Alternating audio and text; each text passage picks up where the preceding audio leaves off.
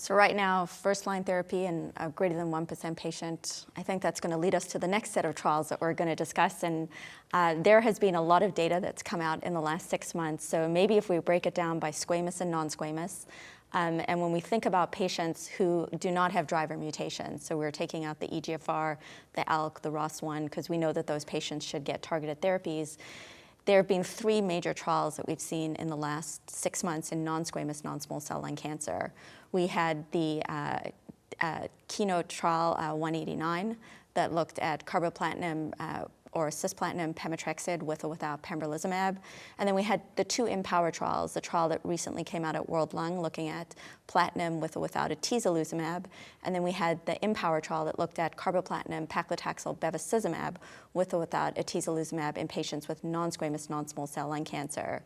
Slightly different patient populations, but similar enough. And how are these 3 trials impacting what you're thinking about in those patients who are less than 50% positive, but also in those patients with a high PD-L1 score with non-squamous non-small cell lung cancer? So I think for the people who are high PD-L1 greater than 50%, I still preferentially use single-agent pembrolizumab. And so to me, these trials apply more to the under 50%. And I think if we look at those 3 trials, the Empower and the Keynote 189 have overall survival benefit. The Empower 150, excuse me. Well, the Empower 132, we have progression-free survival benefit, not overall survival benefit. So when I think of these, I think the Keynote 189 showed a survival benefit in the intent to treat all PD-L1s, and I think that's a commonly used therapy in my practice. The carboplatin, paclitaxel, bevacizumab, and atezolizumab did show a survival benefit. It's like you said, it's very hard to compare patient populations in the 2 trials because bevacizumab tends to select for a better prognosis patient population. With that 4-drug combination, I do have some hesitancy related to the taxane and the bevacizumab toxicities when there's an alternative. For the carboplatin, pemetrexed, and atezolizumab, I'm going to wait for the overall survival data to make sure that that sort of shows a survival benefit. And then I think it's going to be compared to the Keynote 189 in terms of what the hazard ratios are and other aspects. And that's so I'd say most of my patients get the carboplatin, pemetrexed, and pembrolizumab combination. Eddie, sometimes you hear people talking about these patients who are rapidly progressing and they need a quick response to therapy, especially those patients whose PD-L1 score is greater than 50%. Is there a group of patients with high PD-L1 expression that you are thinking about using the combination rather than single-agent therapy? So it's interesting because before I had both options, I really was not very excited about the idea that there would be a group of patients where I would want to be adding the chemotherapy. And I think I thought that maybe about 10% or less. In my practice, I found it to be a little bit higher than that, of people where I really do worry as to what happens to them over the next several weeks. As you know, there are patients who somehow subjectively feel better almost immediately from this. I have a hard time even explaining that from a biologic perspective. But oftentimes, even in patients who respond, of course, it's going to take some time to see that response. And there are patients who I worry about either a delay in that response or what the consequences of a lack of efficacy would be, because there certainly are patients with PD-L1 expression that is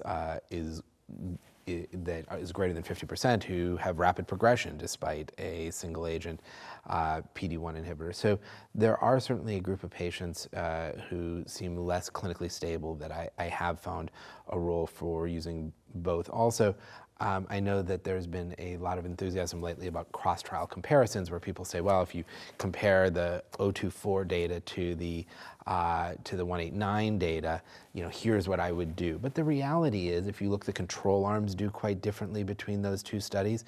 And in fact, if you wanted to use the Keynote 042 data as your comparator group, where Keynote 042 overall, even the 50% group did a little less well than what was seen in 024, then it's not as clear. So I think that in general, my practice is to look in these greater than 50% patients and give them single-agent pembrolizumab. But I am finding it creeping into my practice that there is a group that I give the chemo as well. And what do you do for a patient when they've got toxicity? What do you stop? How do you decide you've got a patient, they're 7 months into therapy, they've had a response, but they're coming in and they're saying, I'm tired. How do you decide? Do you stop the pemetrexed? Do you stop the pembro? Do you stop both? What drives your decisions? I think I'd initially try and stop the pemetrexed because I think that the pembrolizumab is probably a little bit more active in this situation, going back to historical controls. I think by stopping the pemetrexed, I may alleviate the fatigue and any anemia. I guess the one exception is if I think there's an immune-related toxicity, then in that case, your hand's sort of forced to address the pembro. But the one additional thing that I'll say about that is I don't know that we are going to be the ones making that choice. I think that the patient is often going to be the one making the choice. And the promise of immunotherapy is so strong to the patients that I think they would have a hard time in most situations for us, even if we thought it might be medically reasonable to stop the pembrolizumab and continue with the pemetrexed. I think patients are going to have a strong desire to sort of stick with the immunotherapy approach. That's a good point. I have patients who are hitting 2 years on their immune checkpoint inhibitors who do not want to stop. And in these studies at 2 years, patients, even on the combination therapies, were supposed to stop the therapy. And so I think that you're right. Now, there's one subset analysis in the Empower study that people talk about a lot, because what do we do with the EGFR and ALK-positive patients who technically have not responded well to checkpoint inhibitor therapy? And so in Empower 150, there was some suggestion that those patients may have benefited from the taxane, atezolizumab, bevacizumab combo. And so are you using this in patients who have progressed on their TKIs and have exhausted their TKIs, or how are you interpreting this data? So I think from my perspective, I think it is intriguing data. And there was a progression-free survival benefit. The overall survival looked impressive, although still the confidence interval includes 1. Overall, I think that this is, to me, a somewhat appealing approach because we also know that this is a population of patients that frankly have not done well with single-agent immunotherapy. And so I'm not that eager to hold out to give them single-agent immunotherapy later. There is this suggestion of a benefit. Also, I'm intrigued by data from the Keynote 189, which excluded EGFR and ALK patients, but where the non-smokers did appear to derive a very clear benefit from the addition of a PD-1 inhibitor. That's a little bit tempered by, I know we'll talk about the Checkmate 227 data later. There they indicated that that really would be patients who had higher mutational burden, which would be anticipated to be former smokers, patients without EGFR and ALK mutated disease. But in my own practice, it is something that I have found patients very interested in, and I have been willing to do it, either this regimen or other chemoimmunotherapy regimens that are available. Now, you see a lot of those patients. Have you been using it? Your patients are a little more like Tennessee, where there are not as many EGFR and ALK-positive patients in your part of the world. So I generally offer them this combination of as an option, and then I've offered carboplatin and pemetrexed without the immunotherapy.